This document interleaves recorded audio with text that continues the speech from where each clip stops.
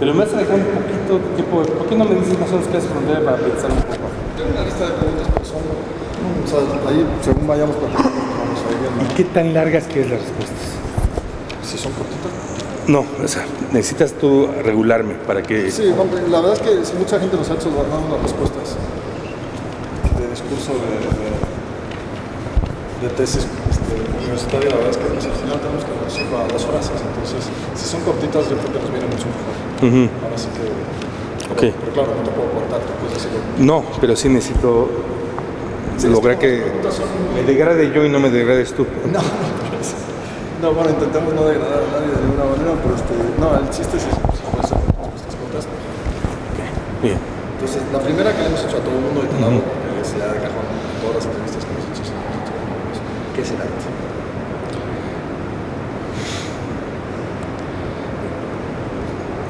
El arte, como lo pensamos, solo existe desde el siglo XVIII y XIX en Occidente.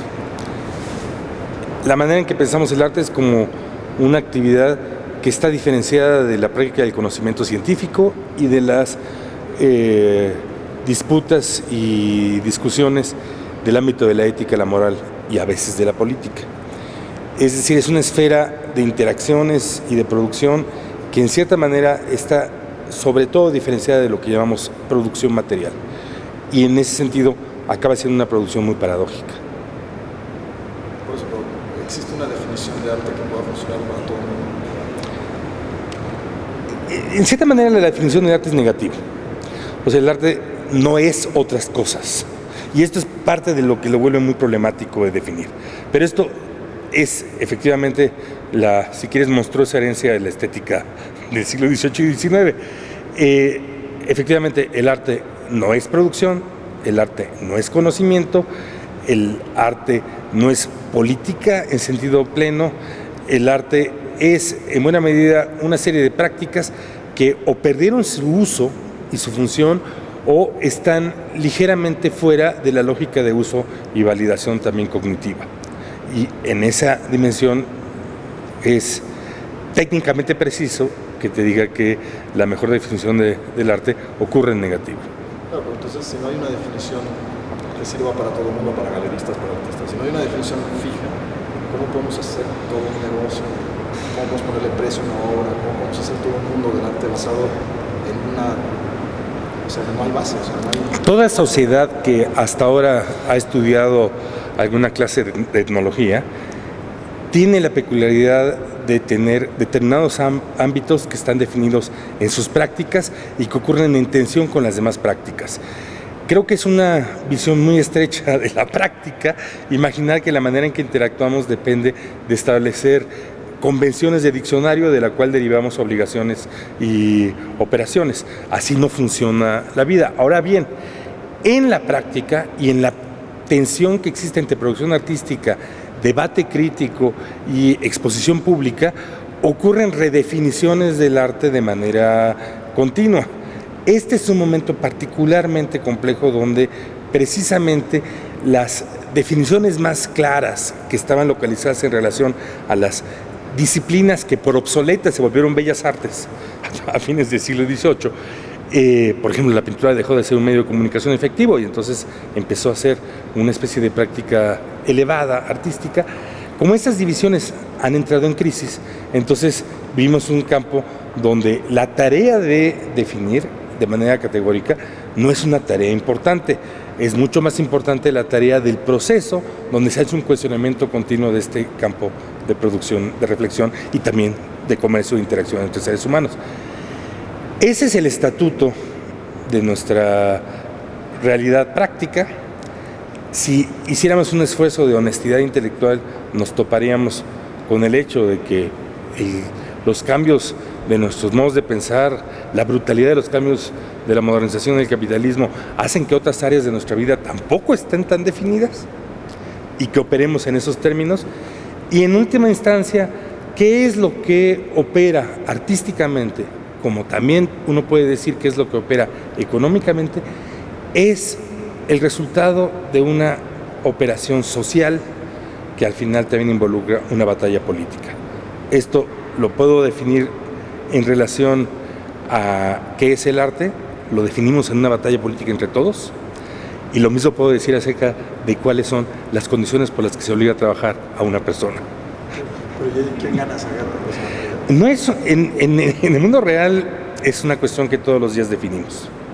En el mundo artístico, efectivamente yo diría que no es una guerra, pero sí es una batalla en donde hay muchos factores y hay muchos agentes, y precisamente lo que es interesante de este campo es que hay esta continua disputa, que solamente en el caso de la batalla contra los reaccionarios más obcecados, que no se acostumbran al hecho de que estamos aquí en una situación donde hay un proyecto común de investigación que parte de la no necesidad, tampoco existió hace un siglo, de definir qué era arte, porque si tú le vas a preguntar a Baudelaire, también te daría una respuesta tentativa, y en cambio, en proceso de cambio, lo mismo pasaría si le preguntaras a Marx, nada más que los dos están muertos. Solamente los reaccionarios más activos se angustian mucho de este hecho. De otra manera, particularmente hacia mediados de los años 60, la definición de las bellas artes entra en crisis. Eso podemos convenirlo sin mucha dificultad, y a partir de ese momento también tenemos una situación que tú acabas de ejemplificar en tu pregunta, en donde ya no hablamos de las artes, sino del arte, y eso plantea un cierto marco común de reflexión, y en ese momento también podemos decir que la relación enteramente de diferenciación entre lo que llamamos artes y otras prácticas también se ha desdibujado, de manera que se tiene que negociar en cada momento. En la entrevista que hicimos con la directora, nos mandó un mensaje para ti, o sea, nos dijo que el mundo de los curadores era un mundo muy cerrado, era un mundo muy elitista, y que era un mundo casi pues, que controlaba el mundo del arte. Entonces, diles que les dije yo y a ver qué opinan. Entonces, pues, te pregunto. Es una representación muy curiosa porque, en cierta manera, opera, y voy a decir algo muy brutal, como operan las representaciones del judío en el siglo XX. Decía Theodor Adorno que el odio por el judío está fundamentado en que este es el tendero, es aquel personaje que vemos, que podemos palpar visiblemente en nuestras interacciones con algo que no podemos representar, que es el capitalismo. Efectivamente, lo que sucede con el curador es el que está en el punto de inflexión, es el agente de las negociaciones con los artistas, con las estructuras político-directivas, con las estructuras económicas, con la representación ante la opinión pública y con los públicos. Y en todos esos campos aparece como un muy curioso negociador, porque no representa ninguna de esas partes, que efectivamente son partes, sino que trata de representar el interés de que todas esas partes tengan que ver con el proyecto de tener un arte demandante, críticamente exigente y discutido, al mismo tiempo que viable en las condiciones de la sociedad. Y esto es algo muy extraño, porque es lo que diferencia la práctica del curador de la práctica que uno puede ejercer si es crítico de arte. Yo también puedo ejercer como crítico de arte. El crítico de arte no tiene que preocuparse por la viabilidad. El crítico de arte puede expresar una opinión acerca de la marcha artística que no tiene que moderarse en relación a cómo hacer posible la subsistencia del campo artístico. En cambio, el curador sí está obligado a trabajar en relación a hacer posible la práctica artística en el contexto de esta sociedad. Entonces, ¿es un público elitista o no? Digo, porque esa es la descripción exacta que nos dio la directora del museo. El grupo de los curadores a nivel global es muy extraño porque es muy variado. No hay ningún requisito para investirse a uno de curador, como tampoco lo hay en el fondo para investirse de artista. Me parece que es una descripción que no puedo yo fundamentar, pero sí me parece que es una comunidad que opera como si fueran expertos. En el sentido propio en el que, nuevamente recurro a Adorno aquí, la dificultad de amoldar el campo artístico a un campo de expresión electoral democrática o por encuestas, que nos hiciera encontrar metodologías de selección que implicaran tomarle la palabra a una comunidad de gentes. Es lo que hacemos cuando elegimos al presidente de la República, usualmente con muy malos resultados. Y en cambio recurrimos a tener un grupo que, por estar involucrado en el debate más a fondo, toma decisiones en favor del público y a veces en contra del público. Es una función de experto, con todo lo chocante que resulte la noción de experto. Entonces, digamos, el curador es el malo de la película. En ocasiones el curador es el malo de la película porque debe ser el que debe cerrar la puerta, no solamente a ciertas prácticas artísticas, sino a ciertas ambiciones políticas y a ciertos estilos de negociación y hasta ciertos recursos económicos. El curador puede ser el idiota que no percibe que hay una energía y un significado y un valor en algo que está emergiendo, que él o ella no necesariamente perciben, o puede ser el afortunado que por saber o por error nota que algo puede ocurrir que se vuelve importante en adelante. Sí tiene una función de un poder, te lo voy a decir de una manera muy sencilla, es el peor poder que existe, es el poder que siempre está en relación a otros, no en relación a él mismo. En cierta manera el cuidador no tiene un interés, maneja estos intereses y estas opciones que están generándose en torno, es un operador social. ¿Realmente es tan limpio?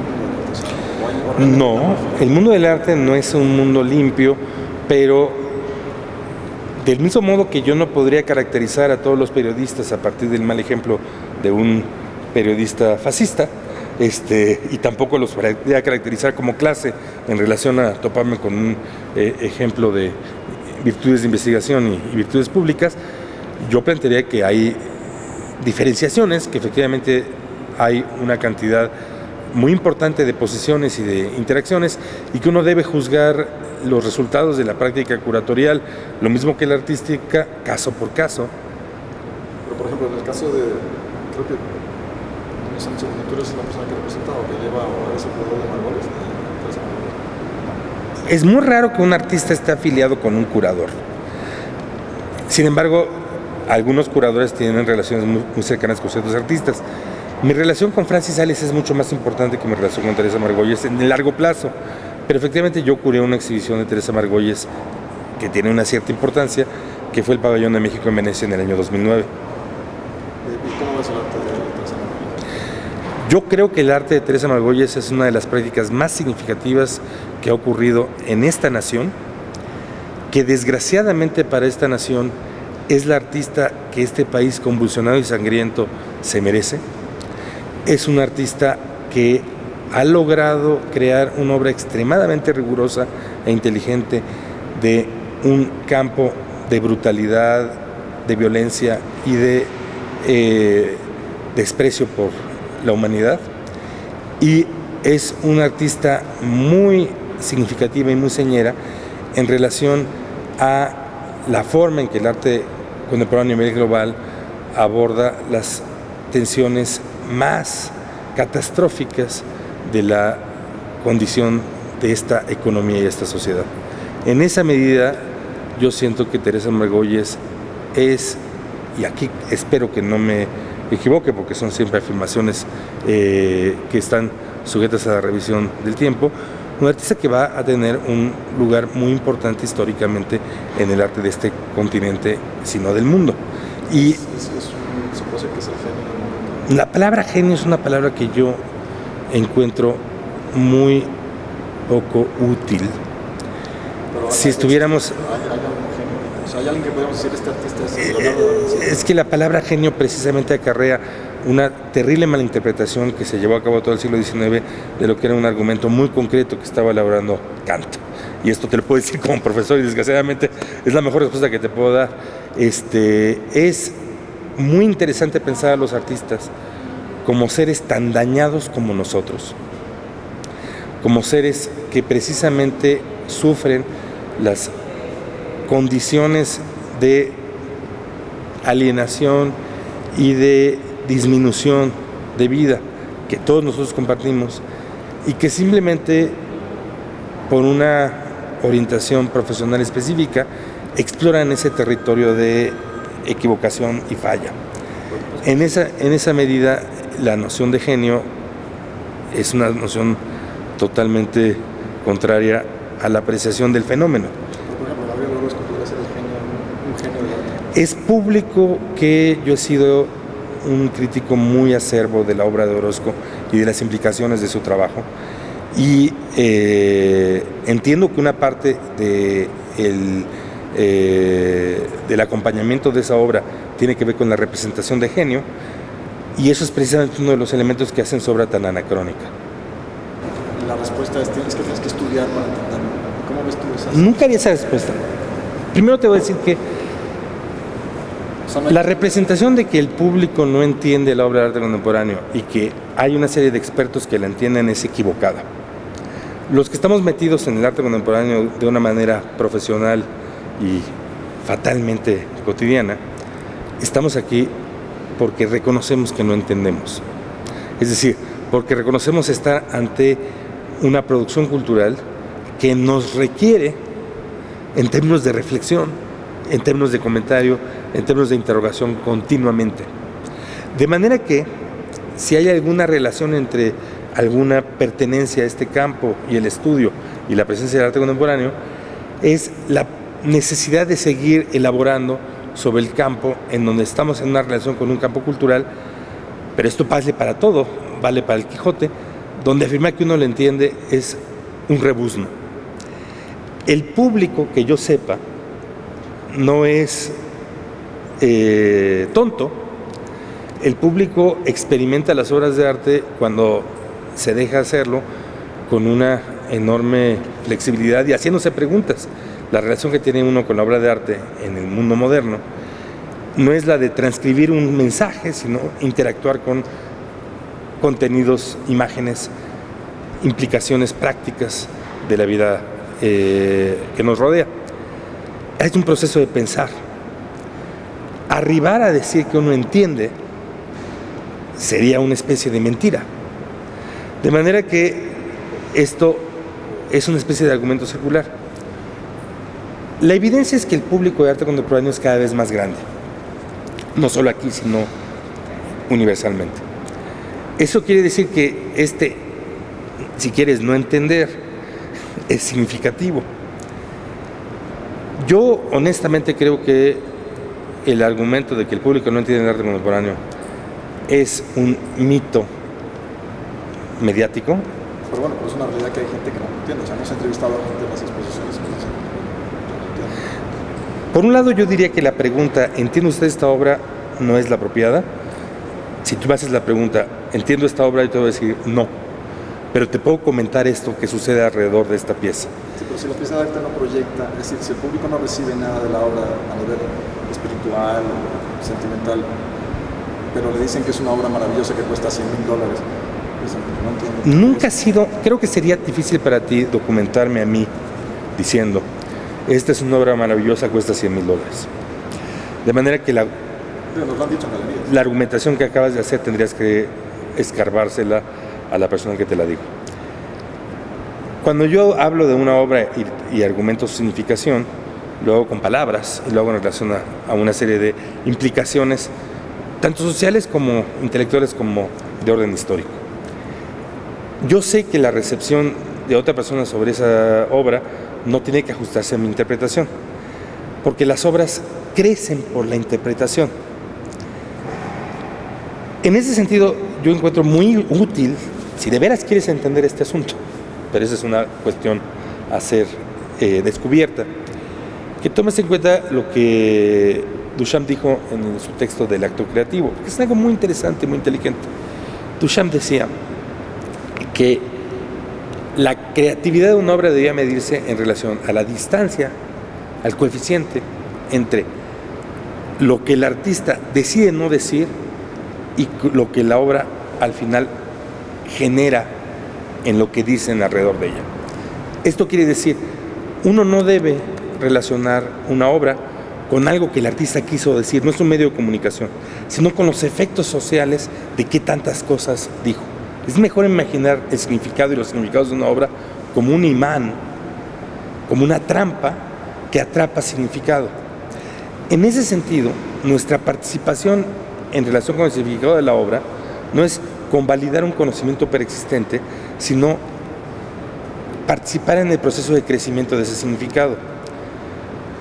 Si tú entiendes esta noción, que las obras adquieren significación con el tiempo, lo que importa aquí es el conjunto de interacciones positivas, negativas, de aceptación, de rechazo, que contribuyen a generar un campo en torno de estas obras.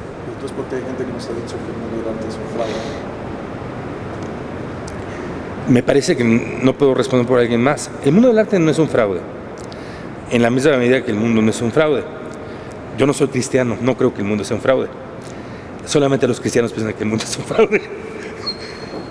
El mundo del arte tiene operaciones que deberían ser criticadas y que deberían ser señaladas como ilegítimas, puntualmente. Cuando, por ejemplo, ocurre que una galería genera un monopolio nacional. Esto es algo que no es apropiado. Cuando la discusión y sobre todo los argumentos críticos son desalojados del campo de representatividad. O sea, cuando la presentación de una obra no tiene un acompañamiento que incita a recolectar una discusión en torno a ella. Cuando el aparato estatal no contribuyó a crear las condiciones de una memoria histórica que permitan que el público pueda valorar qué están haciendo los artistas contemporáneos en un proceso pasado. Esto es algo que en México sufrimos en términos de carencia de colecciones. Cuando hay efectivamente operaciones de orden de conflicto de interés en relación al manejo de recursos. Una cosa es que haya obras artísticas o operaciones artísticas que sean y tengan un contenido de broma o de ironía, y otra es llamar eso un fraude. Falta de definición y que la gente no entiende, entonces es como si hubiera habido un mercado, es como si alguien se estuviera aprovechando. Es que hay un mercado, el problema es que, te voy a decir, hay un problema, quisiera que tomes en cuenta esto, puede ser útil. Hay un problema muy serio de la opinión pública cuando reduce la discusión del campo artístico a la pregunta del mercado y los dineros. Eso quiere decir que todo lo demás, que es lo que le importa a los que están metidos en este campo de manera prominente, la discusión de la legitimidad de ciertas prácticas en relación a otras, la productividad cultural de determinadas intervenciones, el potencial político de determinadas producciones artísticas, todo eso queda invalidado por una serie de números ceros en relación con un numeral. Cualquier campo social que se maneja en esa dirección es un campo que está nulificado, carece de ningún valor autónomo. El campo de la política, como queda reducido a este campo de suposición de corrupción, también desaparece. No hay ninguna valoración de medios y fines sociales, solamente existe esta valoración de dinero.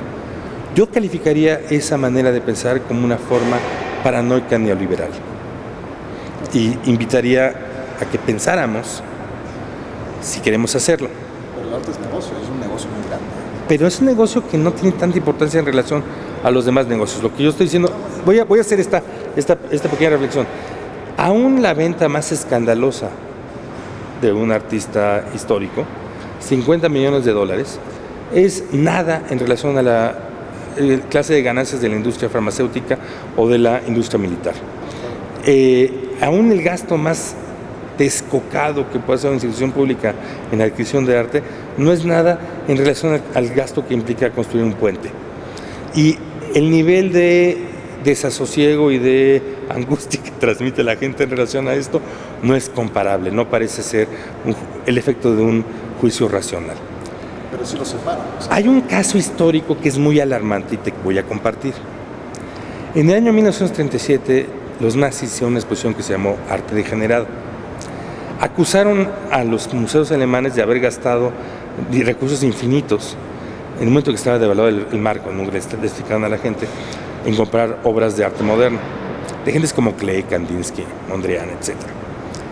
Uno de los recursos más bajos de esa exposición es que, además de montar las obras mal llenas de frases alrededor, es que ponían los precios junto a las obras.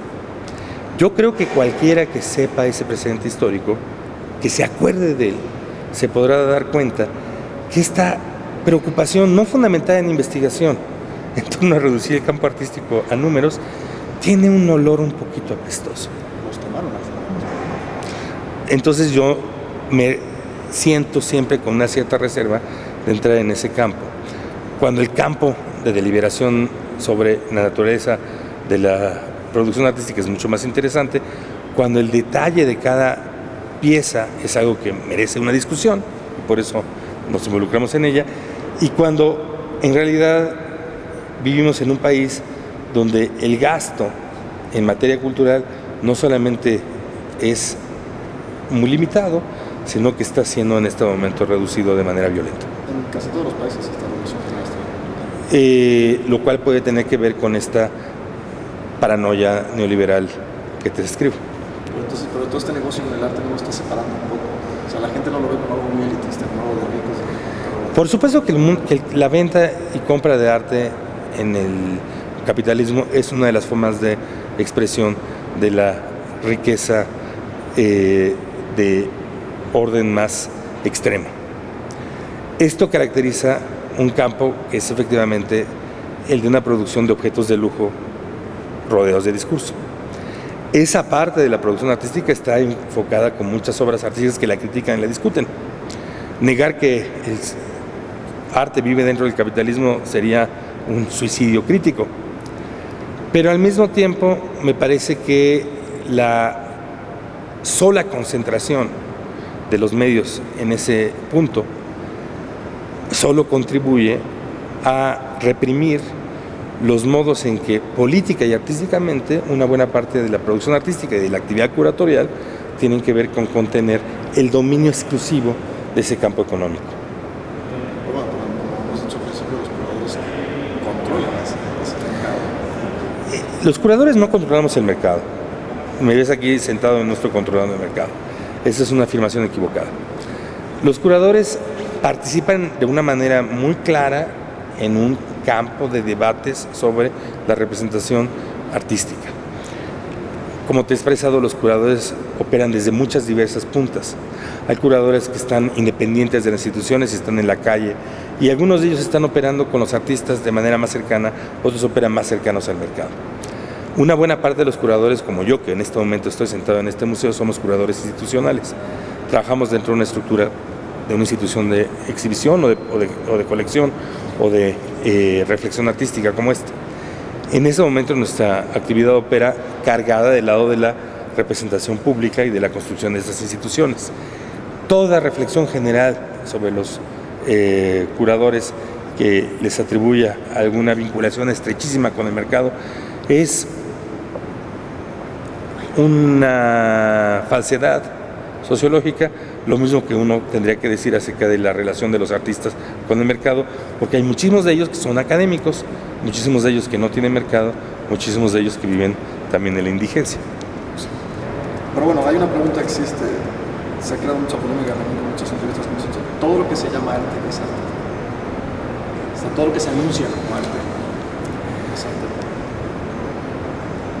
En principio conviene, en un periodo como el presente, donde los límites de la práctica artística están en un debate práctico, no están en un debate de palabras, están cuestionados constantemente en la práctica, no tener demasiado apego por la palabra arte. Cuando la gente pregunta, ¿y todo esto de veras es arte?, lo que están nada más haciendo es expresando el hecho de que hace 100 años le vendieron la idea de que el arte era lo más alto y lo más importante de la práctica de la humanidad. No lo es. Por consiguiente, llamar a una variedad de cosas que pueden tener o no significado arte parece ser algo que podemos aceptar convencionalmente sin que nadie salga dañado, más que la ingenuidad de los que siguen manejando esta palabra como mediados del siglo XIX. En esa medida, yo creo que yo aceptaría decir que todo lo que la gente llama arte es arte, sostiene el campo de discusión y de indeterminación que me parece que es útil y nos obliga a tomar decisiones acerca de qué en esa práctica artística es trascendente, qué es interesante, qué es efectivamente algo que plantea un desafío, qué puede ser intrigante. No creo que haya mercancías verdaderas y mercancías falsas. Yo tengo tanto desprecio por la estructura mercantil que la legitimidad de las compras o no compras de la gente sobre arte a nivel privado no son mi ámbito de operación. Sí me parece que es importante que reconozcamos que socialmente hemos dedicado a este campo cultural, como otros, como los libros, al mercado. Los hemos hecho víctimas de ese mercado. En esa medida, efectivamente, a veces el mercado de arte puede atribuir valores económicos importantes a obras de arte de muy poca significación crítica, del mismo modo que la mayor parte de los libros y las películas que el mercado mantiene son malísimas. Ahora, en términos generales, yo diría que este mercado corrupto del campo artístico es menos idiota que el mercado del blockbuster de cine. Que las obras que el mercado artístico con toda su perversidad selecciona pueden ser en una proporción no tan inútil, a lo mejor 30%, interesantes en un campo crítico, lo cual yo no diría acerca del campo cinematográfico. Entonces, en ese sentido, desde un punto de vista crítico, porque ese punto de vista no puede tener que ver con este moralismo cristiano acerca del mercado, pues sí, no es el caso de que haya un mercado generalizado de venta de arte falso. Quien lo piensa tiene una idea muy extraña de la cultura y mucha ignorancia del campo del mercado artístico. Pero entonces tú, por un lado nos has dicho que sí, pero ahora nos estás diciendo que no hay arte falso, entonces, o sea, ¿lo hay o no hay? Es que la palabra de... Cuando un arte está falsificado... O sea, falso me refiero que no es arte, no es que sea una copia de, sino falso, cuando me refiero falso, es que hay alguien que se las da de acá y expone cualquier cosa. Es que yo no le quitaría a la cantidad enorme de malos pintores que hay en México la categoría de artistas, no sería mi función. Ellos creen que hacen arte, hay gente que eso lo toma como arte. El problema es que es críticamente deleznable. La pregunta de verdadero y falso sobre este campo no es importante. Hay un campo social donde toda una gama de prácticas, algunas muy tradicionales y desacreditadas y otras contemporáneas y muy interesantes, son llamadas arte. Ya la categoría, como te digo, es interesante desde un punto de vista de investigación, ver que no son bellas artes, que no está pluralizada. En eso parece haber un acuerdo. Y entrar en la discusión de lo que encarna una distinción que yo considero profundamente inútil y intelectualmente endeble, que no resiste la revisión de los hechos y de las teorías, pues es un error. ¿Cómo? Te voy a hacer una pregunta muy sencilla, es esta. Desde un punto de vista intelectual, ¿qué se sostiene más? Aceptar que este campo, donde hay muchas posiciones, llama arte algo muy complejo, o estar en una posición de denegación y decir no, la mitad de todos los que están hablando mienten, a partir de una definición arbitraria. Intelectualmente, si uno pasó por la universidad, sabe que uno no puede hacer eso, que los términos no están definidos en piedra, sino que están fluyendo. Esto lo sabe uno, y uno sabe que la Academia Española tiene que cambiar el diccionario de vez en cuando. En esa medida, pues sí, no se necesita ser un miembro del mundo del arte ni ser un curador para admitir que el término arte está fluyendo. Es nada más una materia de hecho. Todavía no conozco un académico de la lengua que sea suficientemente reaccionario como para oponerse a ese hecho. Es extraño que haya gente que se dice crítico de arte que tenga esta pequeña obsesión. ¿Cómo es el futuro del arte? Una de las formas de ser serio en esto es no entrar en la idea de la predicción. Si no podemos predecir el proceso de el modo de producción, si no te puedo decir qué va a haber aquí en términos de relaciones socioeconómicas en 100 años, ¿cómo te voy a predecir qué va a ocurrir con el arte? A lo mejor desaparece, a lo mejor lo desechamos. Es un abuso intelectual extraordinario que yo te diga que va a ser interesante artístico en 3 semanas, como sería un abuso intelectual extraordinario que yo te hiciera una definición categórica de arte que no tendría ninguna utilidad. Pero así, en una simple palabra, el arte es importante para la sociedad, para el mundo que vivimos hoy. El nivel de intensidad que se vive en relación a la discusión hace pensar que el arte es importantísimo. El nivel de sordera que los medios y a veces el público tienen acerca de lo que las obras están llevando a la discusión hace pensar que va a ser tan banal e innecesario como la peor pesadilla lo hace creer. No, Creo que tienes que tomar un avión, ¿no? No, tengo que hacer otros 5 puntos, pero... Bueno, pues muchas gracias a ustedes. Espero que no... ¿Qué van a hacer con esto? Porque está un poquito obcecado. Sí, no, lo estamos... pues mira, son casi más de 60 entrevistas que hemos hecho con curadores, con artistas, con galeristas, prácticamente todo el mundo. O sea, no sé qué... Se presenta en noviembre, me dices. En noviembre se presenta en el Museo Somalia. Uy, el peor lugar de la Tierra, por cierto. ¿Puedo decirlo en cámara?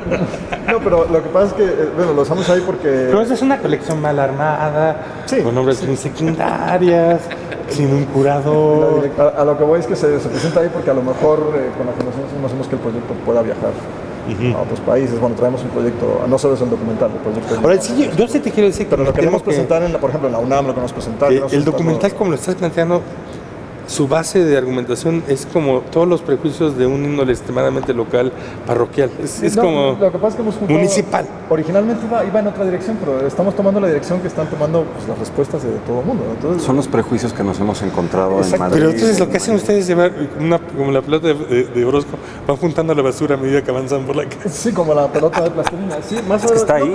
Pero también o sea, tenemos son opiniones que... Por ejemplo,